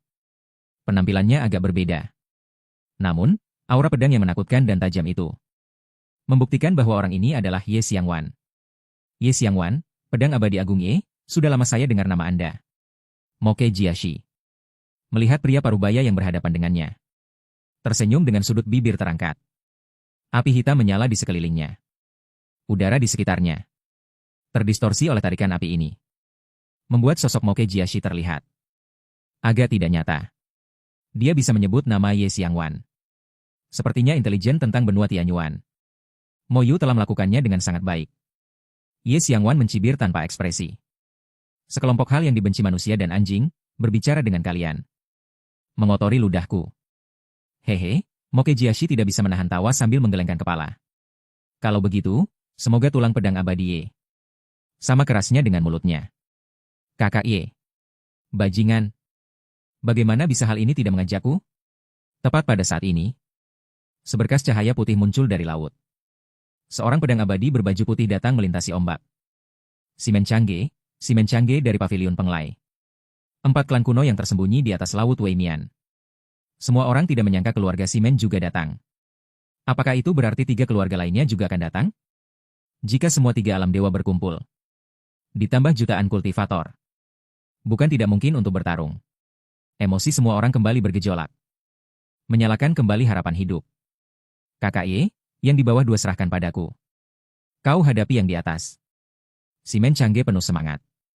Dengan injakan ringan kakinya. Di atas langit, angin dan awan kembali bergejolak. Sebuah formasi pedang raksasa. Bergerak dengan kecepatan tinggi. Antara langit dan bumi seketika dipenuhi dengan aura kehancuran. Saran kakak Simen, mari kita minum bersama nanti. Minum bersama. Ye Xiangwan tertawa terbahak-bahak. Dengan satu uluran tangan, pedang terbang hijau yang bertarung dengan 2 iblis di bawah kembali ke sisinya. Orang bodoh tidak akan bisa lolos dari bencana. Mokejiashi menggelengkan kepalanya perlahan. Detik berikutnya, api di sekelilingnya meledak seperti api padang rumput. Awalnya, seekor monster setinggi 100 meter. Berdiri dari api hitam yang menyebar seperti padang rumput. Aura iblis hitam membumbung tinggi ke langit. Dengan cahaya pedang hijau Ye Xiangwan. Dan formasi pedang putih Simen Changge. Masing-masing menempati sebagian langit. Biarkan aku merasakan dinginnya penguasa Kunlun generasi ini. Saran Mokejiashi, dengan injakan ringan kakinya. Tiba di bahu monster itu. Api yang mengamuk kembali berkobar. Membentuk zirah api di tubuh monster itu. Ingin melihat? Kalau begitu, akan kutunjukkan. Sebuah aura pedang yang menggelegar. Meledak dari tubuh Ye Xiangwan. Beratnya gunung dan dinginnya es yang menakutkan. Menyebar dengan cepat. Pedang ini bertabrakan dengan api hitam Mokejiashi. bertabrakan dengan api hitam Mokejiashi. Dua atribut ekstrim bergesekan menghasilkan cahaya yang cemerlang, menerangi seluruh malam. Pada saat yang sama, formasi pedang putih itu juga bergetar, memancarkan cahaya ilahi yang memukau. Karena medan perang Simen Changge dan iblis itu memblokir jalan keluar gerbang kota di tanah. Semua kultivator kota Baifeng terpaksa kembali berdesakan. Kembali ke dermaga. Semua orang kembali melihat pemuda yang membunuh Luo Yuntian itu. Dengan dua pedang panjang tergantung di pinggangnya, dia tampak agak malas. Dia duduk di ujung jembatan panjang di tepi dermaga. Menopang dagunya, memandang laut yang luas dan bergelombang dengan tatapan kosong. Dia tampaknya sama sekali tidak tertarik dengan pertempuran di kota Baifeng. Dia sepertinya tidak tertarik sama sekali. Saat malam tiba, anjing gemuk kecil itu berdiri dari depan pintu yang tertutup rapat. Guncangan di kota Baifeng. Untungnya tidak memengaruhinya. Anjing gemuk kecil itu melompat-lompat, bersiap mencari Lu Chuan. Karena sudah waktunya makan. Setelah berlari beberapa langkah, anjing gemuk kecil itu kembali ke depan pintu. Mengambil mangkuk kecilnya. Ia datang ke tempat biasanya. Namun, tempat itu kosong. Tidak terlihat orang yang dikenalnya. Mangkuk di mulut anjing gemuk kecil itu jatuh ke tanah dengan bunyi denting. Matanya dipenuhi kesedihan. Pemiliknya sudah tiada. Teman baru yang baru saja dikenalnya juga sudah tiada. Mata anjing gemuk kecil itu berkaca-kaca. Ia terus berputar-putar di tempat Lu Chuan duduk. Sambil berputar, hidung kecilnya bergerak-gerak. Tak lama kemudian, ia berhenti lagi. Terus mengendus-endus udara. Mencium bau Lu Chuan. Anjing gemuk kecil itu sangat mengingat bau ini. Karena ini adalah bau terbaik yang pernah ia cium. Lebih harum dari daging di mangkuknya. Anjing gemuk kecil itu dengan gembira mengambil mangkuknya. Berlari menuju arah dermaga. Pemimpin Sekte Baili. Kita harus memanfaatkan kesempatan ini untuk menerobos keluar. Begitu sampai di kota Wuxiang, kita akan punya kesempatan. Benar, Tuan Baili. Ini adalah satu-satunya kesempatan kita. Selama ada gunung hijau, tidak perlu khawatir tidak ada kayu bakar. Tuan, berikan perintah Anda. Pemimpin Sekte Xuantian, salah satu dari 3 sekte atas, telah tewas. Pengaruh pemimpin Sekte Yun Mengze tidak besar. Tidak memiliki hak suara. Sekarang hanya Bai Liuze, pemimpin Sekte Zheng Yuan, yang mampu mengendalikan situasi. Bai Liuze melihat ke beberapa orang. Begitu memasuki medan pertempuran, seluruh langit bergetar. Kota Baifeng juga dihancurkan dengan cepat. Jika bertarung lebih lama, mungkin mereka akan mati di bawah gelombang kejut dari bentrokan orang-orang ini. Sekarang adalah waktu terbaik bagi mereka untuk meninggalkan kota Baifeng. Namun, Bai Liuze sangat jelas. Bahkan jika mereka sampai di kota Wuxiang, mereka tidak mungkin mempertahankan benua Tianyuan. Seluruh wilayah jatuh hanyalah masalah waktu. Bahkan jika keempat klan kuno bergerak semua, ditambah Kunlun Shenggong, tidak mungkin menghentikan pasukan domain iblis. Bai Liuze mengalihkan pandangannya ke Lu Chuan. Sebelumnya, Lu Chuan di kota Baifeng mengubah wanita bernama Luoran dari alam Daoyi di domain iblis. Memberinya informasi. Dia secara alami tahu. Pemuda tampan yang luar biasa ini adalah dewa pembunuh dari paviliun Mingyue itu. Karena Luoran dari Sekte Zheng Yuan pernah berhubungan dengan Lu Chuan. Secara alami, Bai Liuze sebagai pemimpin Sekte Zheng Yuan juga salah satu dari sedikit orang yang bisa menebak kekuatan Lu Chuan. Mampu dengan mudah membunuh seorang ahli alam Daoyi. Mungkin bisa. Pemimpin Sekte Baili. Kita tidak bisa mati semua di sini. Karena Anda tidak mau memberi perintah. Maka jangan salahkan kami jika tidak berpegang pada keadilan. Saat itu, seseorang mengganggu pikiran Bai Liuze. Saudara-saudara, ikuti aku untuk menerobos keluar. Baik. Itu adalah seruan yang disambut banyak orang. Di hadapan hidup dan mati, tidak ada yang akan berbicara tentang prinsip. Minggir. Minggir. Di bawah raungan yang berulang-ulang, seorang prajurit yang terluka dibawa ke hadapan Bai Liuze. Bukankah ini murid dari Bai Huajiao? Bukankah mereka sudah mundur lebih dulu?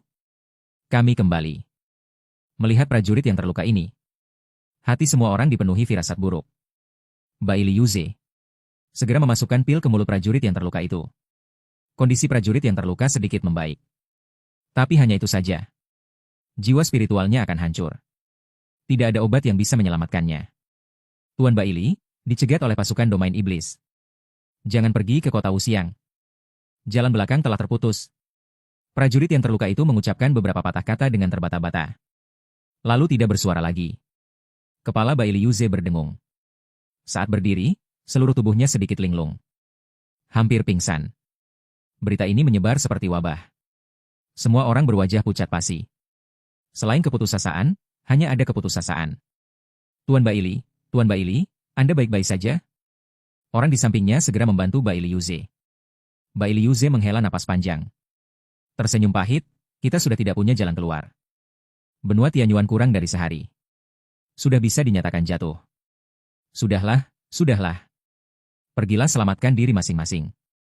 Bai Liuze melambaikan tangan. Seluruh tubuhnya tampak menua belasan tahun dalam sekejap. Kemalangan tidak datang sendiri. Keberuntungan tidak datang berpasangan, saat keputusasaan menyebar. Suara-suara terompet yang suram. Bergema di laut yang jauh. Di tempat laut dan langit bertemu. Muncul dinding air hitam. Itu adalah laut yang bergejolak. Seolah kuil Tianhe Dao, kota Baifeng di bawah dinding air ini. Sangat kecil hingga hampir bisa diabaikan. Jantung semua orang berdetak kencang mengikuti suara terompet. Langit dan bumi bergetar bersama laut yang bergejolak ini. Warna hitam merayapi wajah semua orang. Ini adalah warna yang hanya muncul pada orang mati. Dalam hati mereka, mereka sudah menjatuhkan hukuman mati pada diri sendiri. Laut yang bergejolak itu tidak bergerak cepat. Seolah sengaja memperlambat gerakannya. Tekanan tak terlihat dilepaskan hingga maksimal. Beberapa kultivator karena terlalu takut mulai muntah dengan gila-gilaan. Beberapa kultivator ingin melarikan diri, tetapi tidak bisa menggerakkan langkah kaki mereka. Boom! Boom! Hal yang lebih mengerikan terjadi. Di belakang kota Baifeng, terdengar suara tapak kuda menginjak bumi. Sosok raksasa setinggi puluhan ribu meter muncul di balik pegunungan. Betapa megahnya ini. Betapa luar biasanya. Sosok raksasa ini mengangkat pedang perangnya dan meratakan pegunungan yang menghalangi jalannya menuju kota Baifeng. Di depan ada serigala, di belakang ada harimau. Seluruh kota Baifeng menjadi seperti biskuit isi. Sekarang, bahkan ingin melarikan diri pun tidak bisa. Berbaris. Berbaris. Berbaris. Suara serak Bai Liuze bergema di langit. Suara ini membawa tekad untuk mati. Manusia selalu menjadi makhluk yang aneh. Dalam ketakutan, mereka akan menjadi pengecut yang tidak berguna. Namun, dalam situasi yang pasti mati, mereka akan menjadi binatang buas yang menggeram. Sialan, aku akan menyeret dua orang bersamaku bahkan jika aku mati. Bertarunglah, kalian binatang buas. Tekad para kultivator. Secara ironis, bersatu dalam keputusasaan ini. Seluruh kota Baifeng menjadi sangat sunyi saat ini. Tidak ada yang berbicara. Hanya tersisa suara para kultivator yang menggumam. Terlihat seekor anjing gemuk kecil membawa mangkuk kecil berkeliling di antara kerumunan. Untungnya tidak ada yang iseng menendang si kecil. Jika tidak, mereka mungkin akan dihancurkan oleh lucuan. Guk guk guk. Anjing gemuk kecil itu akhirnya melihat sosok itu. Dengan gembira melemparkan mangkuk kecil itu di depan lucuan. Kamu benar-benar datang, ya? Lucuan menunduk dan mengusap kepala anjing gemuk kecil itu. Dengan pasrah merentangkan tangan. Tidak ada makanan untuk malam ini, belum dibuat. Anjing gemuk kecil itu kelelahan karena berlari jauh dan kelaparan. Memiringkan kepala menatap lucuan.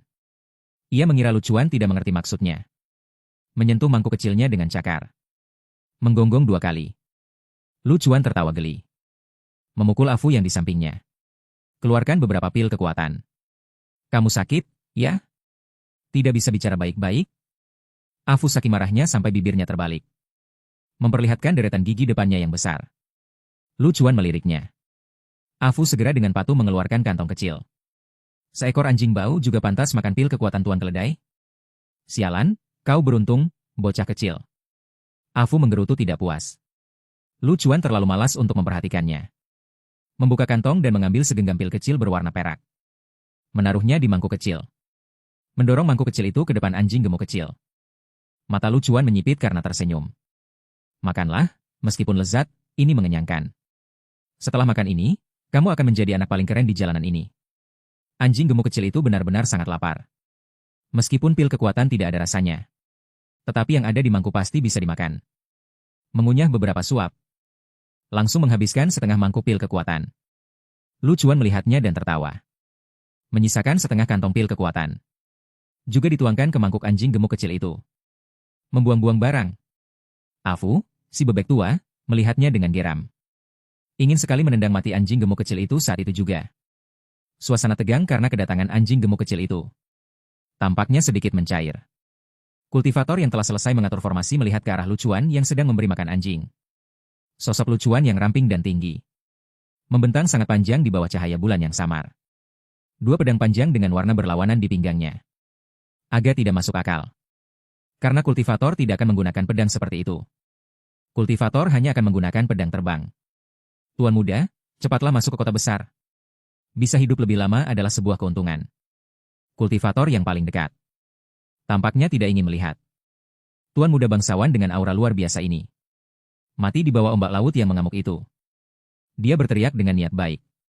Mungkin mereka tidak akan tahu bahwa kebaikan sesaat ini telah menyelamatkan nyawa mereka. Lucuan mengangkat mata dan melihat kultivator yang berbicara. Dia tidak bisa menahan tawa dan menggelengkan kepala. Pepatah lama mengatakan, orang yang akan mati, perkataannya baik. Menepuk tangannya, Lucuan perlahan bangkit. Lautan yang bergelora. Kini sudah terlihat sangat jelas. Apa yang terlihat di depan mata jauh lebih menakutkan dari yang dibayangkan. Air laut yang bergelora ini. Bagaikan tirai hitam yang menutupi langit. Hendak memisahkan dunia di depan mata. Jangan panik sendiri. Pertahankan inti formasi. Selama formasi tidak hancur, kita punya kesempatan. Suara Bai Liuze yang bergetar terdengar. Namun, dia sendiri tidak percaya pada perkataannya. Ketika tirai hitam yang menutupi langit ini menghantam. Saat itulah seluruh kota Baifeng akan tenggelam. Bai Liuze sekali lagi melihat sosok kurus itu. Dia tidak tahu apakah sekarang harus tetap berharap. Tanah di bawah kaki, seiring dengan mendekatnya tirai hitam yang menutupi langit, mulai bergetar hebat. Tidak hanya itu. Seluruh kota Baifeng mulai mengalami gempa bumi yang mengerikan. Lucuan berdiri dengan tangan di belakang punggung, melihat dengan santai. Guk guk guk guk. Anjing gemuk kecil itu tiba-tiba melesat ke depan Lucuan. Menggonggong dengan ganas ke arah tirai hitam yang menutupi langit. Dia tampaknya melindungi Lucuan. Meskipun dia sangat ketakutan. Meskipun ekornya sudah terselip di antara kaki. Dan tubuhnya terus gemetar. Dia tetap berdiri di depan Lucuan tanpa ragu. Mungkin inilah alasan mengapa Lucuan menyukai anjing. Dan lebih menyukai orang. Kebaikanmu aku terima. Sambil tersenyum, dia menepuk si kecil dan melangkah maju dengan ringan. Semua orang terperangah. Tidak mengerti apa yang akan dilakukan tuan muda ini. Apa yang akan dia lakukan? Jangan lengah. Dia mungkin ketakutan sampai gila. Jika dia mencari mati, kita tidak bisa menghentikannya. Sayang sekali. Semua orang mengira Lucuan sudah gila. Hanya pupil mata Bai Liuze yang bersinar saat itu. Pertahankan formasi besar. Selama kita bertahan melewati ini, kita punya kesempatan untuk hidup. Suara Bai Liuze yang penuh semangat juang. Bergema tak henti-hentinya di kota Baifeng yang berguncang. Lucuan melangkah ke atas permukaan laut. Riak air bergelombang di bawah kakinya. Avo juga mengikutinya. Melihat tirai hitam yang menutupi langit, dia tidak bisa menahan tawa. Apakah ini tidak bisa disebut pemandangan besar? Avo bertanya dengan sedikit terus terang. Lucuan menggelengkan kepala. Menyatukan jari-jarinya seperti pedang dan mengayunkannya dengan ringan di depan. Yang samar itulah pemandangan besar. Ombak putih yang bergelora bangkit dari laut di depan. Mendorong dan mengejar gelombang terang yang memutih. Terus meninggi. Akhirnya, seluruh laut di sekitarnya terangkat. Memperlihatkan dasar laut yang berbintik-bintik. Ombak raksasa yang mengamuk ini semakin tinggi dan semakin kecil. Bagaikan ribuan kuda perang. Membawa suara gemuruh seperti guntur. Melaju pergi. Orang-orang kota Baifeng terperangah. Mulut mereka terbuka selebar mulut kotak. Mereka langsung membeku. Kemudian, semua orang tanpa sadar menelan ludah 2-3 kali. Namun, tenggorokan mereka masih terasa kering. Bai Liuze seolah seluruh kekuatannya terkuras habis. Ingin ambruk ke tanah. Dia memaksakan diri menopang tubuhnya. Melihat sosok kurus itu dari jauh. Di matanya, seolah ada api besar yang membara. Mungkin mereka benar-benar memiliki secercah harapan. Di tengah laut yang bergemuruh. 2 mata langit, yang terbentuk dari laut yang bergelora. Bertabrakan dengan keras. Dalam sekejap, bumi berguncang dan gunung-gunung bergetar. Gunung dan sungai terbelah. Gelombang laut yang pecah dan menyebar jatuh seperti gunung. Di bawah tabrakan mengerikan yang seperti kekuatan langit ini. Dalam hati semua orang muncul perasaan putus asa dan tak berdaya. Merasa diri sekecil debu. Lucuan berjalan di atas ombak dengan tangan di belakang punggung. Langkah demi langkah, tidak cepat dan tidak lambat. Kegelapan langit ini berangsur-angsur menghilang. Sebuah garis hitam yang rapi muncul di atas laut yang berangsur-angsur tenang. Garis hitam panjang itu bukanlah ombak, melainkan sebuah pasukan. Pasukan ini, karena jumlahnya terlalu banyak, memenuhi permukaan laut sejauh mata memandang, sehingga terlihat seperti garis hitam. Sebuah panggung megah berada di tengah-tengah pasukan besar tak terbatas ini. Raja Iblis menikmati pemandangan Laut Weimian. Di lingkungan yang keras di alam iblis, dia tidak bisa melihat pemandangan indah seperti ini. Raja Iblis membayangkan dirinya bisa menari di pertanian, mencapai puncak tertinggi itu. Di masa depan, tempat ini akan menjadi rumah bagi alam iblis.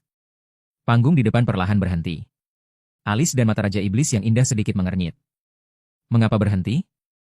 Raja Iblis sedikit marah. Dia berpikir tidak ada seorang pun di benua Tianyuan yang bisa menghentikan langkah maju pasukan alam iblis. Tak lama kemudian, Raja Iblis tahu mengapa pasukannya berhenti bergerak. Seorang pemuda tampan melangkah di atas ombak, dengan angkuh menghalangi jutaan pasukannya. Dan pasukan yang maju berhenti karena dia. Lucu? Cukup lucu. Raja Iblis menyipitkan mata ke arah pemuda itu. Cahaya bulan yang samar menyinari tubuhnya, memberikan kesan duniawi yang tak terlukiskan. Saat ini, imam besar di samping Raja Iblis. Alisnya mengernyit tajam. Kilatan ketakutan melintas di matanya. Hati yang ganas bersinar. Fenomena langit mulai berubah. Dia adalah akar penyebab perubahan fenomena langit. Menarik, Raja Iblis tertawa, melambaikan tangannya dengan ringan. Bahkan jika seorang manusia bisa mengacaukan dunia, dengan apa dia akan menghalangiku? Pasukan alam iblis, maju dan injak dia. Pasukan alam iblis yang berhenti mulai bergerak maju lagi atas perintah Raja Iblis. Yang pertama bergerak adalah pasukan di pusat pasukan besar. Pasukan ini adalah unit penyerang terkuat di alam iblis. Semua prajurit terdiri dari manusia iblis naga tanah dengan tinggi hampir 10 meter. Manusia iblis ini memiliki darah naga tanah.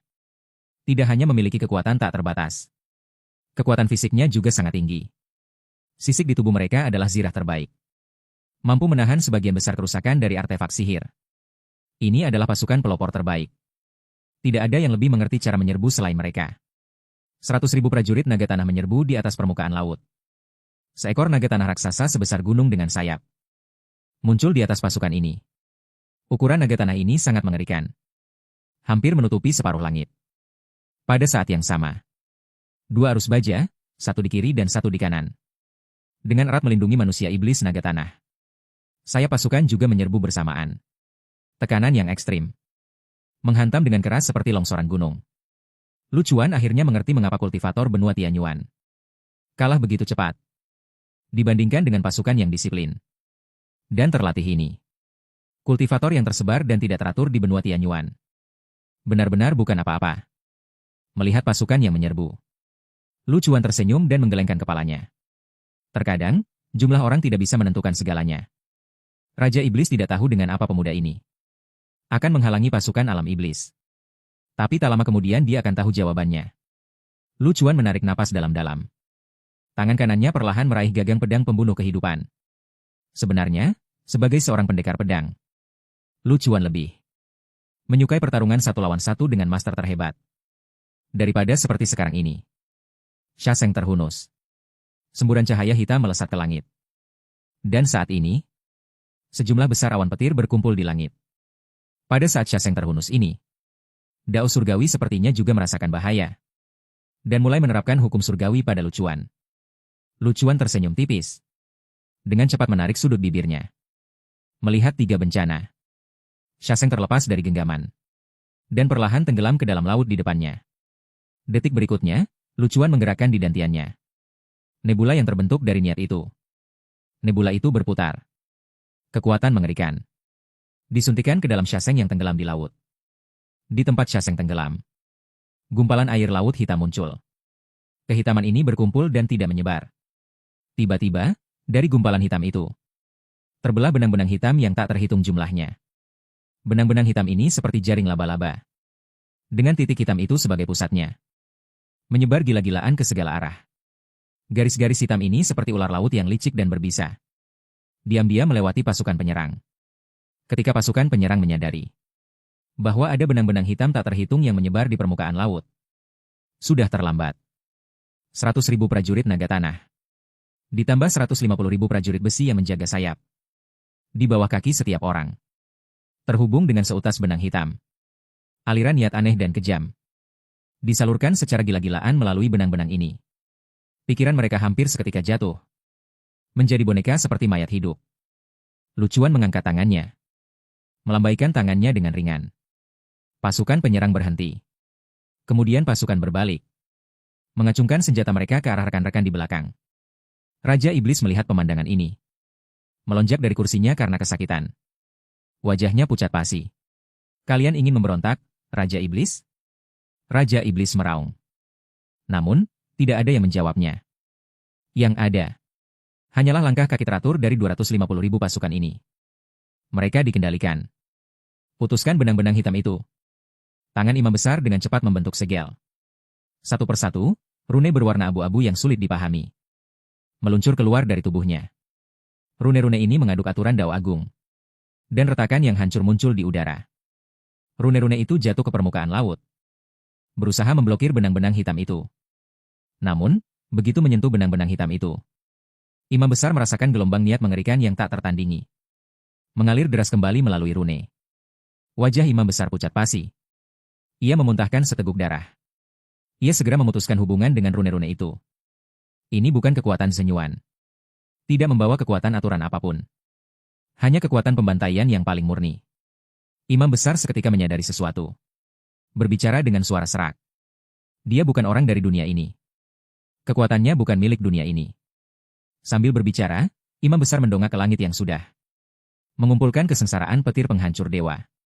Tidak heran Dao Surgawi akan menargetkannya dan menarik pasukannya. Melihat sosok pemuda yang kurus itu, imam besar tanpa ragu mengucapkan dua kata ini. Namun, Raja Iblis tidak tergerak. Ia menggelengkan kepala dan berkata dengan angkuh, aku tidak mau menunggu lagi. Raja ini tidak percaya bahwa jutaan prajurit alam iblis, ditambah 50 ahli tingkat dewa 3 tingkat, masih tidak bisa menekan satu orang itu. Imam besar membuka mulutnya. Bibirnya bergetar 2 kali. Untuk sesaat, ia tidak tahu harus berkata apa. Karena di dalam hatinya, saat ini, menarik pasukan juga 1000 kali tidak diinginkan.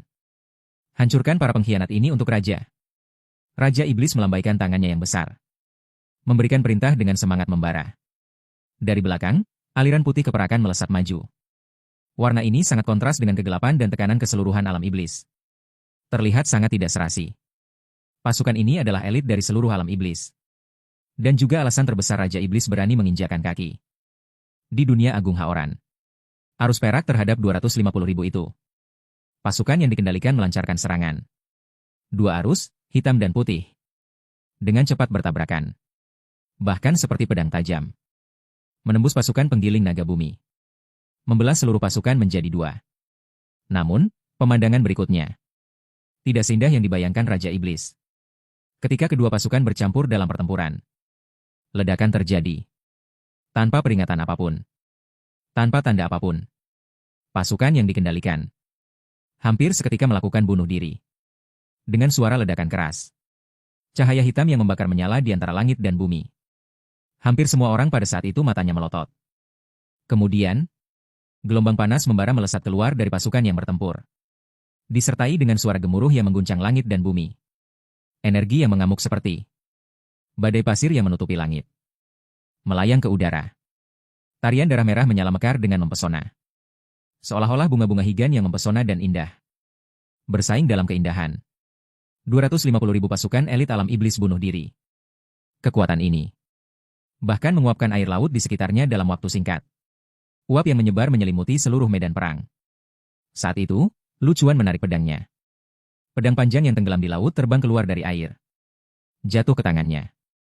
Melihat uap yang memenuhi langit, Lu Chuan dengan lembut mengayunkan pedang di tangannya, Jian Liu Suiwei. Setetes uap air berubah menjadi tetesan air. Tepat jatuh di atas pedang Shasheng. Tetesan air menyebar dan berubah menjadi butiran air. Namun, butiran air yang tersebar secara aneh berhenti di udara. Butiran air yang bulat dan lucu pada saat itu membeku. Butiran air yang membeku ini seolah-olah adalah sinyal kematian. Mulai dari pedang Shasheng. Gelombang dingin yang tak terbayangkan meraung keluar. Detik berikutnya, uap yang memenuhi medan perang membeku. Lalu permukaan laut. Akhirnya, bahkan udara pun tidak luput. Setelah satu ayunan pedang lucuan, tempat ini menjadi neraka es. Di dunia yang membeku, banyak sosok manusia terlihat di dalam es yang jernih. Banyak sosok manusia yang terluka oleh pedang. Lucuan mengangkat pedangnya lagi. Satu ayunan pedang ke arah langit. Aura pedang di tubuhnya juga melesat ke langit pada saat ini. Langit diwarnai hitam. Bahkan awan petir pemusnah dewa yang mengamuk itu menjadi tidak berarti di bawah aura pedang yang melesat ke langit ini. Aura pedang hitam yang melesat ke puncak langit berubah menjadi pedang-pedang yang tak terhitung jumlahnya. Kemudian, hujan pedang turun dari langit. Neraka. Es mulai hancur di bawah serangan hujan pedang. Pasukan alam iblis yang membeku juga berubah menjadi debu bersama es. Gemuruh, seolah tidak tahan melihat pembantaian yang dilakukan lucuan. Jalan surga mulai menunjukkan kekuatannya. Petir pemusnah dewa berwarna merah langsung melesat turun dari langit. Benda lumpuh. Lucuan mencibir dingin, membalikan pedangnya dan mengayunkannya ke arah bencana petir. Petir pemusnah dewa kali ini tidak seberuntung sebelumnya. Langsung hancur berkeping-keping oleh satu ayunan pedang. Sialan. Membunuh jutaan anak-anak alam iblisku. Sebuah raungan terdengar di tengah hujan pedang yang memenuhi langit. Sebuah domai merah tiba-tiba meledak. Langsung menyelimuti seluruh permukaan laut. Simbol-simbol darah yang tak terhitung jumlahnya berkedip-kedip di dalam domain. Raja Iblis terbakar api merah darah di sekujur tubuhnya. Seperti tatapan dewa api. Dengan tekanan yang ekstrim. Perlahan berjalan menuju lucuan.